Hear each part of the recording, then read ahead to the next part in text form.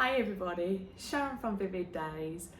I'm finally going to get my brushes out and paint, and I'm going to have a go at replicating this wonderful photograph that's on this apartment I'm staying in. It's something that has helped my soul every day I've been here, and I'm going to show you how I am going to strip it down on my little canvas here, and I'm going to show you the thoughts that go through it. So this video will be in 3 stages where I'll show you how I do the sky, how I do the ocean, how I do the beach, and then maybe a 4th for the little details. But I'm imagining by the time I get to the beach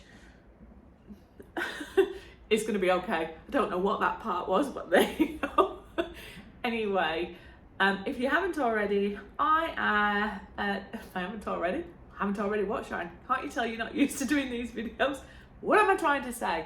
If you haven't seen my artwork before, pop back and see my back catalogue. I've been doing a few vlogs of late while I've been relocating countries and while I got married, and this is part of me getting back into the groove now and cracking open my paint. Now I don't have a lot of art supplies, so I've only got a little bit, and I'll build my collection until all my stuff come back from UK to be with me. Predominantly a resin artist, but I don't just do resin, I actually like to do brushwork, but my channel's known for resin, so I will bring in some resin work again. But as I've mentioned in my vlogs, I'm in somebody else's apartment and I do not want to ruin anything, and resin is messy and I am a very messy worker. So better safe than sorry. So thumbs up, subscribe, comments are always welcome. I hope you enjoy this video. This video is going to be focused on how I break down my composition. So I'm going to draw a few lines and I'm going to focus on the sky. Now this is not going to be a replica. It's going to be inspired by it, because if you want a replica, take a photo. So you can use it just as a guide to understand, where do I do the horizon? How does the beach meet the sand? Oh, the beach is the sand. How does the beach meet the ocean? And I'll try our best to talk out loud, and it's going to be hard because I don't have an easel yet. I've got one ordered. At the minute it's going to be flat, so I will have my camera maybe at weird angles, but hopefully you'll see the sections I'm doing and why. Anyway, I'm Sharon. I've digressed a lot, but that is me. Enjoy, and if you do enjoy this, come back and see number 1. No, this is number 1. So the first thing we're going to do is break our canvas up to the horizon line, and then roughly sketching where the ocean meets the beach, where there's a hard wave. What I am going to do though is prime my canvas board. Even though it's a Monart canvas board, it said it has been primed. It does advise you to prime it as well. So I am going to use, and I'm not a Monart affiliate. Oh my word, Sharon, sweat your teeth. I just bought this from that local craft shop because that's all I could find to go on with it. But I'm just going to put a layer of clear gesso on there, make sure that it is dried, and then we will sketch very roughly where our lines are going to be. So I've got a paintbrush. It's just a really thick one, but it's a good one because you don't really lose many bristles. I'm just going to give it a nice little stroke of gesso, but I am going to make sure that I don't have too many uneven brush strokes. Now this one does give you a texture, so I don't really want texture, but I'm going to make sure where possible it's going to be as smooth as possible. The reason you gesso is you don't want to waste too much paint, and it will just absorb into the canvas and it won't flow very nicely, and this just helps all that enjoyment with your piece, but it goes on beautifully. If you want it to air dry, that's okay. If you want to speed it up, get a little hairdryer out or any heat appliance, but making sure it's moving the whole time. So I have no masking tape with the move, so please don't get upset with me. I'm going to use some washi tape. I've got lots of it, don't worry. But it's really important to help me get the straightness and where my horizon's going to be. Now I've put 3 little colours on here. I have put my cobalt blue, which is this one. I have put my phthalo blue, which is this one, and I've put my ultramarine here. Now I've done this to show you the different tones you can get and what looks like a sky, all going to be mixed with white. You use whatever colours speaks to you, but on this painting it's quite light towards the right and it comes darker across there, and then we blend through some bluey clouds and then come up to white clouds. So it's about a third up, so that's where I'm going to put my washi tape, because that's half. That's roughly where the sky is. So this helps you make it straight, and it saves a lot of hassle later, so I'm hoping this washi tape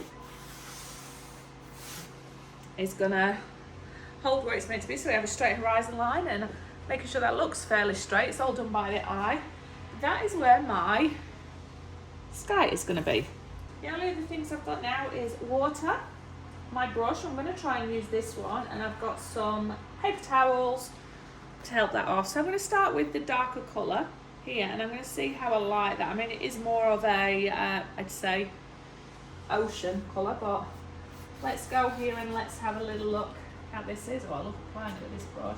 I'm going to try and make sure I don't get too many splatters flicking off everywhere. And it will go lighter as it goes across to the horizon. I'm going to come around and make sure that I'll add a little bit of white to graduate it up a little bit, but not too much. I'm going to try and stay away from where my ocean's going to be. Just blend that up. Try and keep the edges darker, and if I've lightened it too much I can always come back and add some more darker, but I'm going to come around the edge now just so I can bring that through. And if it's too harsh you can bring it through with a cobalt. I'm going to be a rogue and with phthalo blue. I'm enjoying that colour.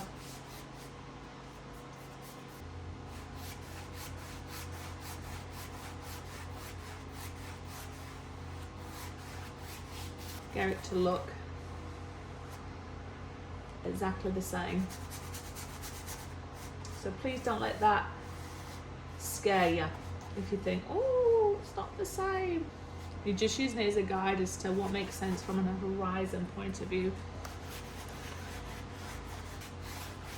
And if you want to blend it through and it's drying off, you get your water on your brush. It's not quite that light this way, but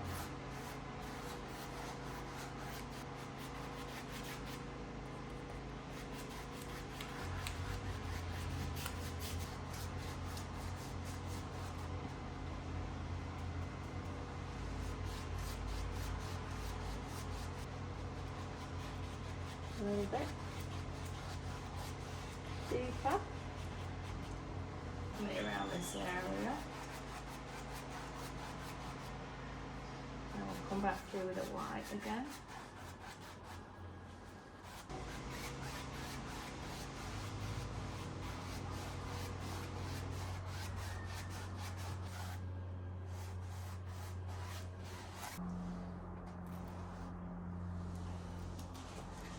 Now I'm happy with the gradients of the background. I'm going to try and bring in a few fluffy clouds. Now this painting's got quite a few deep blue, so very transparent clouds. So I'm going to use phthalo. I've turned to my fateful brush that I've brought over.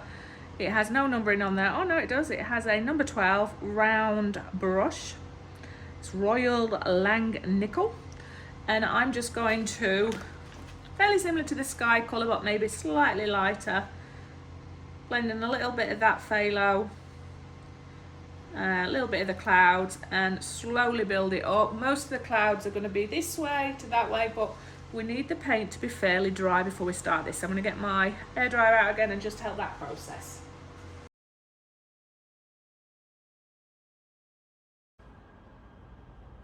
Just want it to look lighter than the clouds.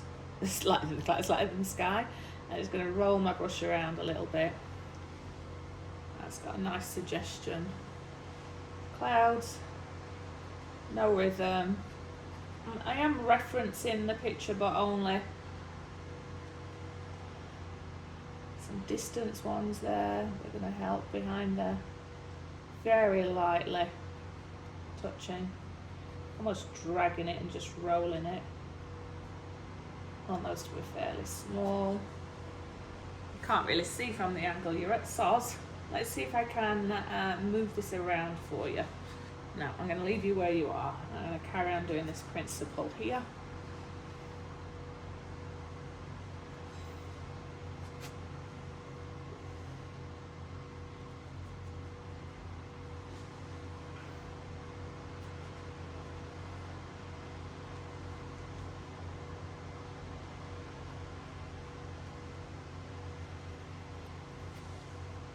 More of the lighter ones and gentle ones are this way. And oh, it's gone quite bright, that one.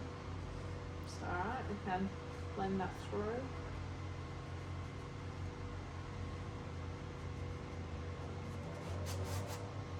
I've got no idea of perspective because it's I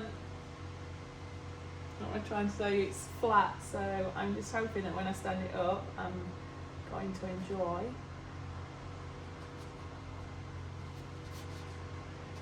What it is that we've created. Lazy clouds, as Bob Ross would say. Lazy clouds.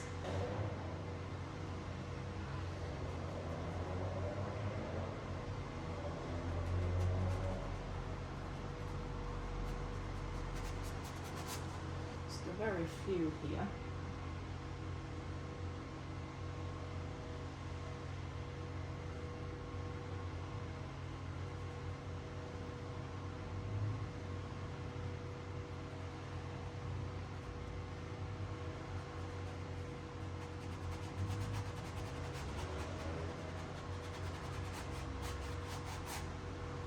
So I'm going to focus, bring in the white up a little bit more, just in these spaces here.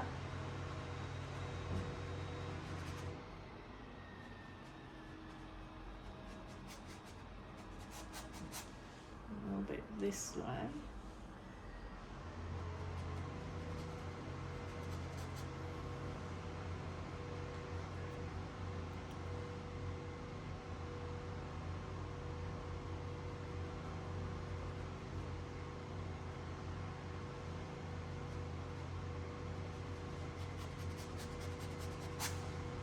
Have a nice juicy clouds here.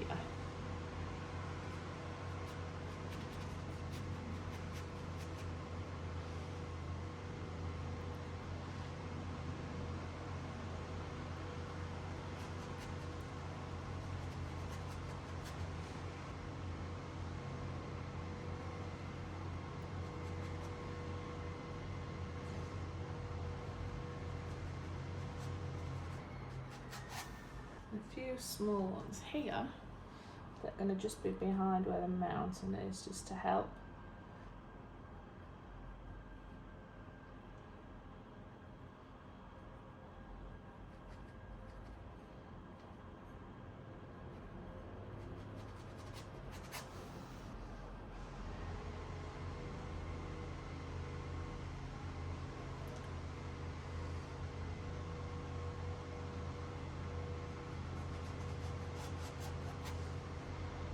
I think I am done with the clouds. Step away from the clouds, Sharon. Step away from the clouds.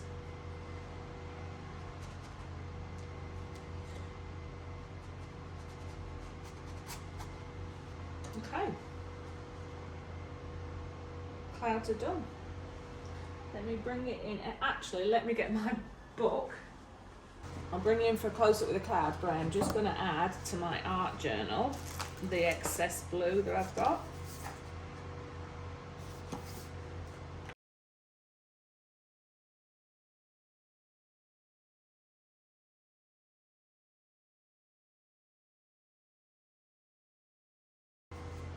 No rhyme or reason. Just having fun. Just using my excess blue. And then hopefully this will create a nice backdrop for something.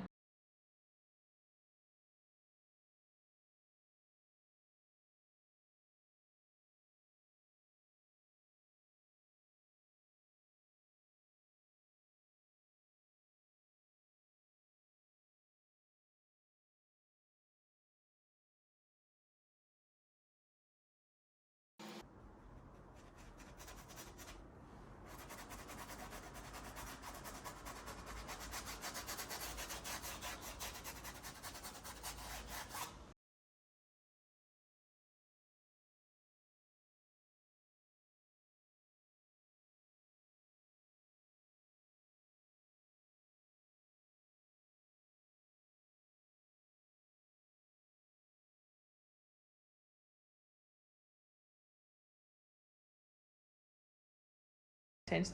It looks so much better from a distance. But we have a representation of above. It is not ideal, like as in identical clouds, but I just wanted to not overwork it, and I wanted to see how I feel about it. Can always come back and add that when this is dry, but I always suggest walk away, see how you feel, and build it up. So this is stage 1 of clouds. Okay, so I've lied. I've got my white paint that I'm just going to go now. It's dry enough to go in here, tiny little bit on the end. I'm going to try and do a little bit of close-up for you so you can see, and I'm just going to make these.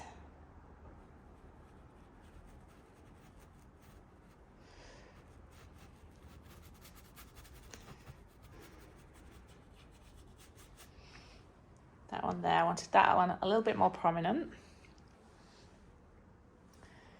And we're going to do the same over here.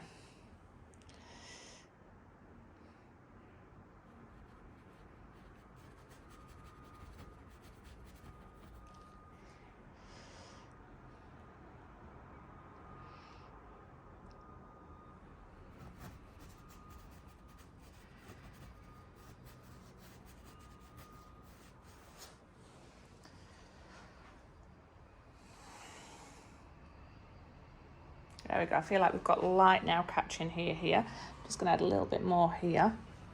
Now we start to build a cloud here.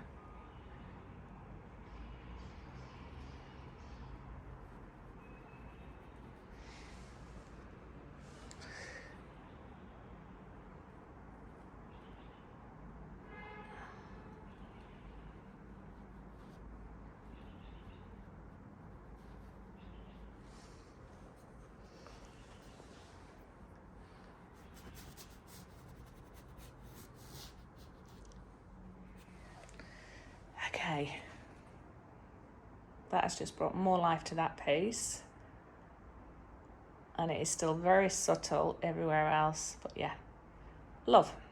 Hi everybody, Sharon from Vivid Days. I'm fine.